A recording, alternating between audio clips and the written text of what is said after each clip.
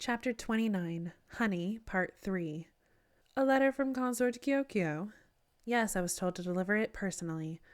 I'm afraid Lady Aduo is attending tea right now. Fong Ming, Aduo's pudgy chief lady-in-waiting, regarded Mao Mao apologetically. Mao Mao opened the small wooden box she was carrying. Normally it might have contained a slip of paper, but this one held a small jar with a single red trumpet of a flower within. A familiar sweet aroma drifted from it. Mao Mao saw Fong Ming wince. She must have recognized the blossom. So I was right. Mao Mao slid the jar aside, revealing a scrap of paper on which was written a list of specific words she suspected Fong Ming knew perfectly well. I would like to speak with you if I may, Lady Fong Ming, Mao Mao said. Very well, Fong Ming replied. I like the sharp ones, Mao Mao thought. Makes things so much quicker. Fong Ming, her face taut, ushered Mao Mao into the garnet pavilion. Fong Ming's personal chambers were laid out on much the same plan as Hong Yang's, but everything she owned was crammed into one corner.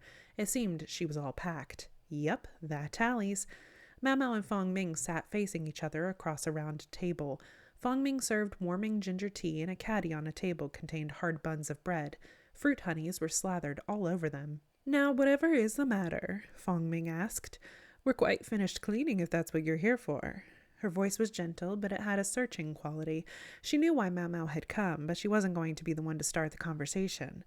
When will you be moving, if I may ask? Mao Mao said, indicating the belongings in the corner. You're very perceptive. Fong Ming's voice immediately turned cold. The spring cleaning had been only a pretext, in order that a new consort might be in place by the time people made their formal New Year's greetings. Aduo was going to have to leave the garnet pavilion. Consorts who would not or could not bear children had no place in the rear palace, not even if they had been the emperor's companion for many years. All the more so if they lacked any powerful backer at court to secure their status, as Aduo did. To this point, the fact that Aduo was the monarch's milk sibling, a bond closer than that with one's own biological parents, had protected her. Perhaps if at least the prince she'd borne had lived, she might have been able to hold her head up. I have a guess about her. Consort Aduo had the handsome beauty of a young man. There was hardly a hint of womanliness about her. If a woman could become a eunuch, she might look something like Aduo. Mao Mao hated to say anything based on an assumption, but when it was an obvious fact, sometimes that was all you could do. Consort Aduo is no longer able to bear children, is she? Fong Ming said nothing, but her silence was as good as confirmation. Her face grew harder and harder. Something happened during the delivery, didn't it? Mao Mao prodded. That has nothing to do with you. The middle-aged lady-in-waiting narrowed her eyes. They held no hint of the tender, considerate woman Mao Mao had met before, but burned with a deep hostility. In fact, it does, for the attending physician at the birth was my adoptive father. Mao Mao delivered this fact dispassionately. Fong Ming got to her feet. The medical staff of the rear palace was continually short-handed, so much so that even the quack who filled the position at the moment could hold on to his job. The reason was simple. A man who possessed that unique skill, well-developed medical knowledge, had no need to become a eunuch. It had probably been easy enough to foist the job on her socially inept old man. Consort Aduo's misfortune was that the birth of her child coincided with that of the imperial younger brother. Weigh the two in the scales of this court, and your lady's delivery was clearly deemed the less important. The baby survived the difficult delivery, but Aduo lost her womb. Then the child had died young. Some speculated that Aduo's infant had been lost to the same toxic makeup that had killed Consort Liwa's prince. But Mao Mao thought differently. The mother of a young prince, like Aduo, would never have been allowed the deadly face powder on her father's watch. Do you feel at all responsible for what happened, Lady Fong Ming? When Consort Aduo was indisposed after the birth, I believe it was you who cared for the infant in her place. Well, Fong Ming said slowly, you've got it all figured out, haven't you? Even though you're the daughter of the worthless quack who couldn't even help Lady Aduo. Yes, even so. Blame in medicine couldn't be dismissed with a helpless shrug, something else her father had said. He would have readily accepted abuse like quack. You know that quack prevented your mistress from using face powder with white lead in it, and you were too smart to have given the child something so deadly. Mao Mao opened the small jar in the letter case. Honey glistened inside. Mao Mao put the red flower from the jar into her mouth. It carried the sweetness of the honey. She plucked off the blossom, playing with it in her fingers. There are many varieties of poisonous plants, wolfsbane and azalea, for example, and the toxins carry over to honey made from them as well. I'm aware of that. I should think so. A family of beekeepers could certainly be expected to understand such things, and if a toxin would cause serious poisoning in an adult, think what it would do to a child. But you didn't realize that honey could contain poison that only affected children. It wasn't an assumption. It was a fact. It was rare, but some such toxins existed, agents that were only poisonous to children with their lower levels of resistance. You tasted it and were fine, so you assumed he would be too. Yet the stuff you gave to the boy to help him grow was doing exactly the opposite, and you never knew it. And then Lady Ottawo's child had perished. Cause of death, unknown. Lohman, Mamau's father and the chief physician at the time, was blamed for this tremendous failure, in addition to the trouble during the birth. For these he was banished, and he was further punished with mutilation. They removed the bones of one knee. The last thing you wanted was for your mistress to find out, for Consort Ottawo to know, to discover that Feng Ming was the reason the one child her mistress would ever have was dead. So you tried to get Consort Lishu out of the picture. During the reign of the prior emperor, Lishu had apparently been quite close to Ottawo, and Ottawo, it was said, had seemingly taken a great liking to her. Was it possible Ottawo had been staying close to the young bride in hopes that the emperor would not consummate their relationship? A child separated from her parents and a grown woman who could never give birth. A sort of symbiosis emerged between them. But one day, abruptly, Consort Ottawo ceased admitting Lishu.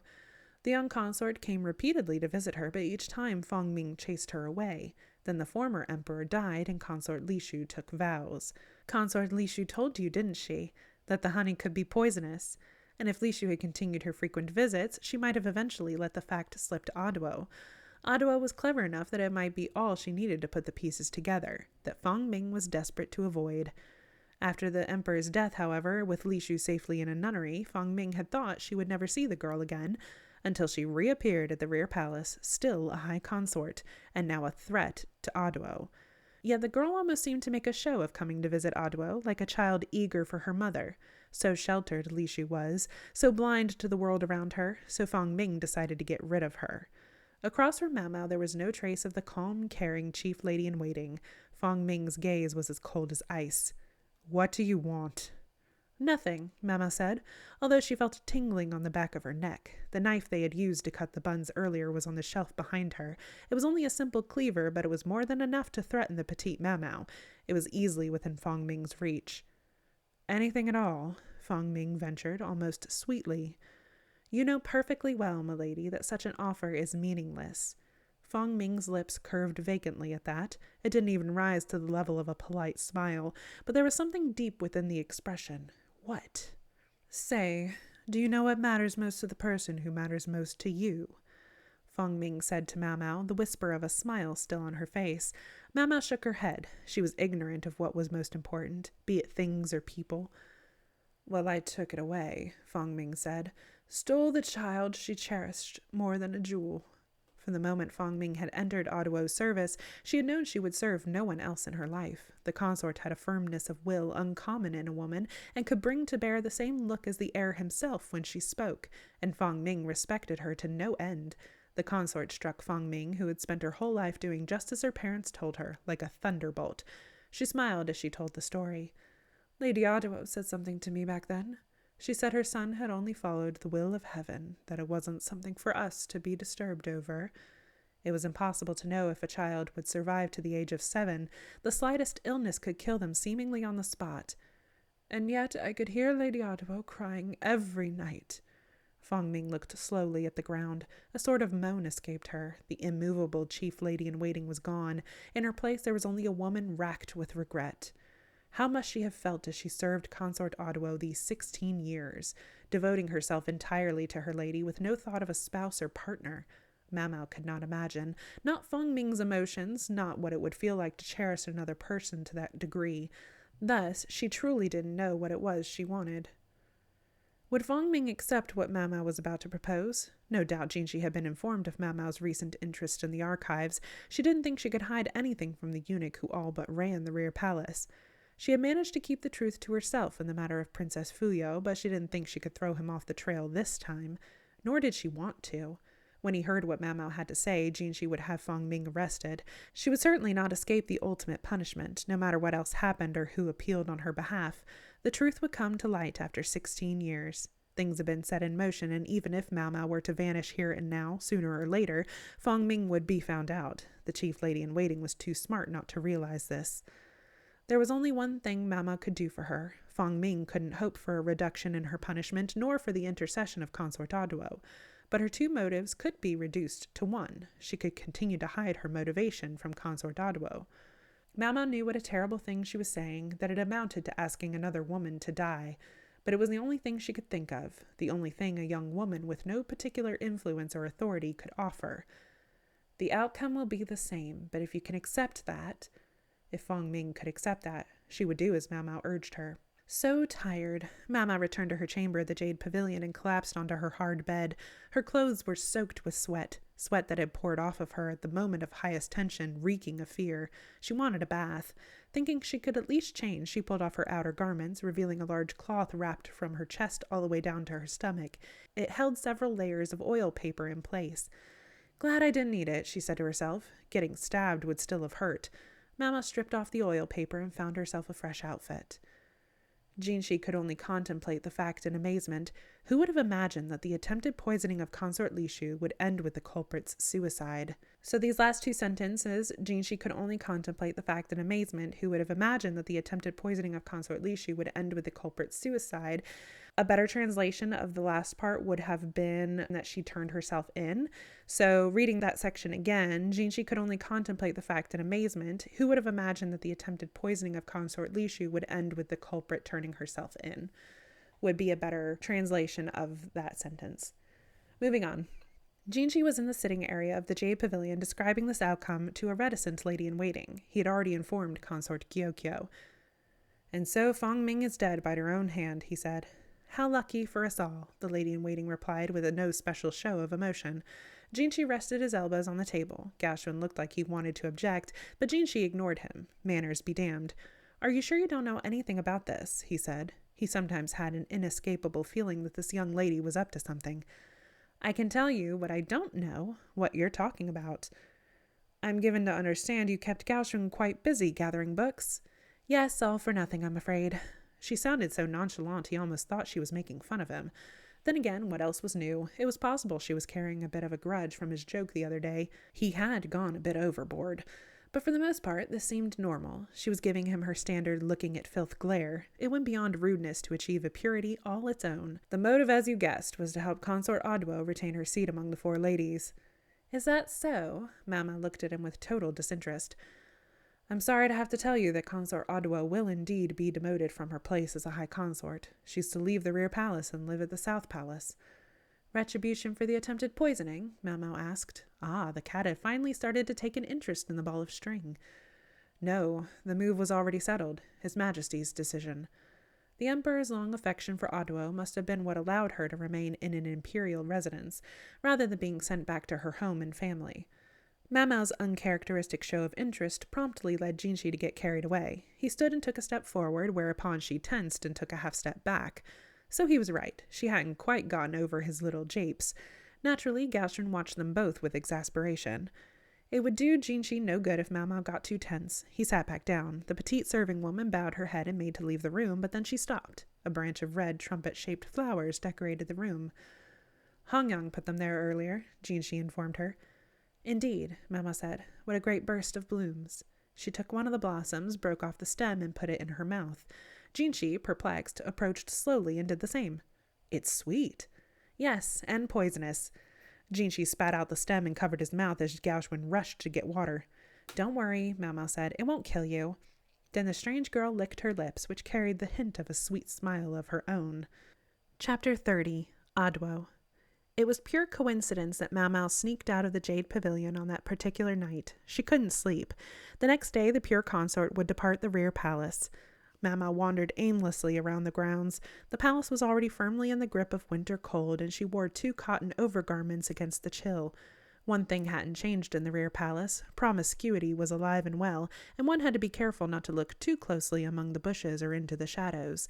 For those who burned with passion, the winter chill presented no obstacle. Mao Mao glanced up and saw the half-moon hanging in the sky. A memory of Princess Fuyo danced through her head, and Mao Mao decided that since she was out here anyway, maybe she would climb up on the wall. She would have liked to share a drink with the moon, as the old poets put it, but as there was no alcohol in the Jade Pavilion, she regretfully gave up the idea. She should have saved some of the stuff Jinji had given her. She suddenly craved some snake wine. It had been so long since she's had any. But then she remembered what had happened the other day and shook her head, realizing it wasn't worth it. Using the protruding bricks in the corner of the outer wall as footholds, Mama pulled herself up to the top. She had to mind her skirt, lest she tear it. A proverb had it that only two things liked high places, idiots and smoke, but Mama had to confess it felt good to be up above it all. The moon and a sprinkling of stars showed down upon the imperial city. The lights she could see in the distance must have been the pleasure district. She was sure that the flowers and the bees had begun their nightly communion there by now. Mama had no particular business up there on the wall. She simply sat on the edge, kicking her legs and looking up at the sky. Well, well, someone got here before me. The voice was neither high nor low. Mama turned to discover a handsome young man in long pants. No, it looked like a young man, but it was Consort Odwo. She tied her hair back in a ponytail that cascaded down her back, and a large gourd flask was suspended from her shoulder. There was a touch of red in her cheeks, and she was dressed relatively lightly. Her footing was sure, but it seemed she'd had a bit to drink. Don't mind me, milady, I'll be leaving presently, Mama said. There's no rush. Share a cup with me. Presented with a drinking cup, Mama could find no reason to refuse. She might normally have declined on the grounds that she was Consort Gyokyo's serving woman, but Mama wasn't so vulgar as to refuse a last drink with Consort Odwo on her last night in the rear palace. Perfectly logical, you see. She certainly wasn't simply tempted by the opportunity for some wine. Mama held the cup in both hands. It was full of a cloudy drink. The wine had a strongly sweet taste without much of the acid sting of alcohol. She didn't say anything, just lapped at the cup of wine. Odwo showed no compunction in drinking directly out of the gourd. Thinking I seem a little mannish? Thinking that's how you seem to be acting? Ha! A straight shooter. I like that. Odwo raised one knee, bracing her chin on her hand. Her sharp nose and long eyebrows that fringed her eyes looked somehow familiar to Mau Mau. They reminded her of someone she knew, she thought, but her mind was a little cloudy, like the drink. Ever since my son slipped away from me, I've been His Majesty's friend, or maybe I should say gone back to being. She stood by him as a friend without having to act like a consort, someone who had known him since they nursed together. She'd never imagined she would be chosen as a consort. She was his first partner, yes, but only, she'd assumed, as his guide. One might also say a mentor. Then, because of His Majesty's fondness for her, she'd remained a consort for more than 10 years, though she'd been only ornamental. She'd wished he would hurry up and hand her off to someone. Why had he clung to her so? Odwo continued ruminating to herself. She would likely have gone on whether or not Mama was there, whether or not anyone was there. This consort would be gone tomorrow. Whatever rumors might spread in the rear palace would no longer be any concern of hers. Mama only listened in silence. When she had finally finished speaking, the consort got to her feet and turned the gourd upside down, emptying its contents over the wall into the moat beyond. She seemed to be offering the libation as a parting gift, and Mama thought of the serving woman who had killed herself some days before. It must have been so cold in the water. Yes, ma'am. She must have suffered. Yes, ma'am.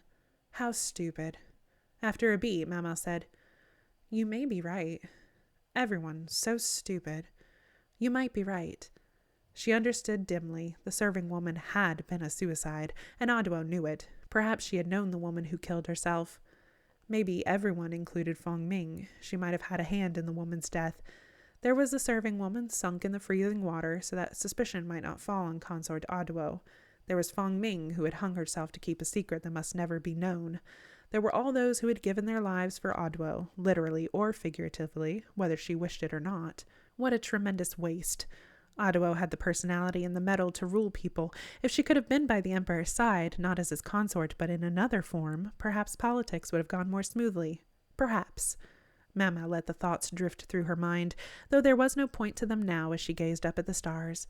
Odwo climbed back down the wall first, and Mama, starting to feel properly chilly, was just doing the same when she was stopped by a voice. What are you doing? Startled, Mama lost her footing and slipped from halfway down the wall, landing hard on her back and behind. Who the hell was that? She grumbled to herself. Well, pardon me, the voice hissed, now right in her ear. She turned in surprise to see Jinshi, looking less than pleased. Master Jinshi, what are you doing here? You took the words right out of my mouth. Mama realized she hadn't felt any pain when she landed. There had been an impact, true, but no sense of having hit the ground. This was one mystery that wasn't hard to solve. She had fallen right on top of Jinshi. Whoops! Mama made to get up again, but she couldn't move. She was held fast. Master Jinshi, perhaps you could let go of me, she said, trying to sound polite. But Jinshi's arms remained resolutely wrapped around her midriff. Master Jinshi. He stubbornly ignored her. Mama squirmed a little, turning to get a look at his face, and she discovered there was a flush in his cheeks. She could smell alcohol on his breath. Have you been drinking? I was socializing, didn't have a choice, Jinshi said, and looked up at the sky. The winter air was crisp and clear, making the light of the stars seem even brighter. Socializing, right. Mama looked suspiciously at him. Socializing in the rear palace could mean very shady things. It could be argued that the emperor still gave the place's inhabitants a bit too much freedom, even if many of them were missing some very important parts. I said let go of me. Don't wanna, I'm cold. For all his beauty, the eunuch sounded downright petulant. Well, of course he was cold. He wasn't wearing so much as a light jacket. Mama wondered where Gauchwin was. I'm sure you are, so you'd better get back to your room before you catch a cold. She didn't care whether the room he went back to was his own quarters or the chambers of whoever had shared the wine with him. Jinshi, though, pressed his forehead against Mau-Mau's neck, almost nuzzling her. Damn it, asking me into drink, getting me all sauced up. Then it's, I think I'll step out for a while. Sure, off you go, to who knows where. Damn it. Then you're back, but now you're feeling much better. Chasing me out, too? Damn it all. Mau-Mau discovered she was impressed to realize that there was anyone in the rear palace with the nerve to treat Jinshi that way, but that was neither here nor there. I'm so not interested in having to hang out with a drunk person. They always got clingy like this. That was the problem. Actually, hold on. It finally sank in that Mau-Mau was in her current situation because she'd come falling down on Jinshi from above. He'd had the good grace to break her fall, even if he hadn't known he was doing it. Even if it was the alcohol that had left him lying among the weeds at this particular moment. Maybe it was a little rude, Mau-Mau reflected, to immediately start giving orders without even a word of thanks to someone who had just saved you from a nasty fall. But then, she couldn't just lie there either. Master Jinshi... Her latest attempt to free herself was interrupted by a feeling of something dropping onto her neck. The warm feeling ran down her back. Just a moment longer, Jinshi said, hugging her tighter. Help me warm myself just a little bit. Mau-Mau sighed. His voice sounded nothing like it ordinarily did. Then she looked up at the sky and started counting the gleaming stars one by one. A great crowd gathered at the main gate the next day. The rear palace's longest-serving consort was, in contrast to the night before, dressed in a wide-sleeved jacket and skirt that suited her hardly at all. Some of the women around clutched handkerchiefs. The handsome, boyish consort had been something of an idol to many of the young ladies. Jinshi stood in front of Aduo. One might have worried about them after all the drinking the night before, but neither showed any sign of a hangover. She gave him something, a headdress, the symbol of the pure consort. Before long, it would pass to another woman. They could stand to trade outfits, the celestial beauty and the handsome woman. In principle, they could hardly have been more different, and yet oddly they seemed to share much. So that's it, Mau-Mau thought. The night before she'd thought Aduo resembled somebody, but hadn't been able to think of who. It must have been Jinshi. What would have happened if Consort Aduo had been in Jinshi's position? But it was a silly question, not worth thinking about. Aduo in no way appeared like a pitiful reject being chased out of the rear palace. She walked with her head high and her chest out. One could even say she had the triumphant look of a woman who had done her duty. How could she look so proud? How, when she had never done the one thing a consort must do? Mau-Mau suddenly found herself in the grip of an absurd possibility. Aduo's words from the night before came back to her. Ever since my son slipped away from me. Now Mau-Mau thought, slipped away? Not died? One could very nearly take the consort to mean her son was still alive. Aduo had lost the ability to bear children because her delivery had come at the same time as that of the Empress Dowager. The imperial younger brother and the consort's child were uncle and nephew, and they'd been born at almost the exact same time. It was possible they had practically looked like twins. What if they were switched? Even as she was giving birth, Consort Aduo would have known with absolute certainty which of the two infants would be more diligently raised, the more treasured. The best possible patronage for a child would never come from Aduo, the daughter of a wet nurse, but from an Empress Dowager. It couldn't have been easy for Aduo, whose recovery after the birth had been slow, to be sure what was right, but if by making the switch her own son might be saved, it would be understandable if she wished for such a thing, And if it came to light later, if the true imperial younger brother was already dead by then it would make sense why Mau Mau's father had not been only banished but mutilated as well, because he had failed to notice that the infants had been switched. It would explain why His Majesty's younger brother led such a constrained life, and why the otherwise chaste Aduo had remained so long in the rear palace. Bah, this is ridiculous, Mau Mau shook her head. An outrageous fantasy, a leap even her fellow ladies-in-waiting at the Jade Pavilion wouldn't make. No point in staying here, Mau Mau thought. She was about to head back to the Jade Pavilion when she saw someone coming her direction in a rush. It was the sweet-looking young consort Li Shu. She showed no sign of having noticed Mau Mau, but veritably ran toward the main gate. Her food taster trailed behind her, gasping for breath. Her other ladies-in-waiting came behind them, not running at all, and in fact looking thoroughly annoyed by the entire scene. Some people never change. Well, I guess at least one of them has. It wasn't like Mau Mau would or could do anything about it. Someone who couldn't take her own people in hand was someone who wouldn't survive in this garden of women. But now she wasn't alone. That at least was heartening. Consort Li Shu appeared before Consort Aduo, her arms and legs moving awkwardly together, almost mechanically. She was tripping on the hem of her own dress and presently tumbled headlong to the ground. As the crowd attempted to suppress its laughter and Consort Li Shu lay there looking like she might cry, Aduo took out her handkerchief and gently helped the young woman wipe the dirt off her face. In that moment, the face of the handsome young consort was that of a loving mother.